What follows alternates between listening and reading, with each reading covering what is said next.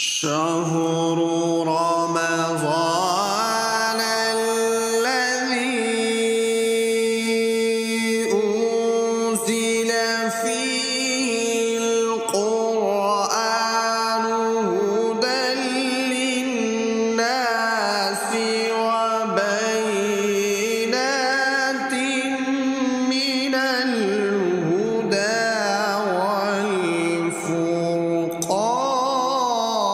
والفرقان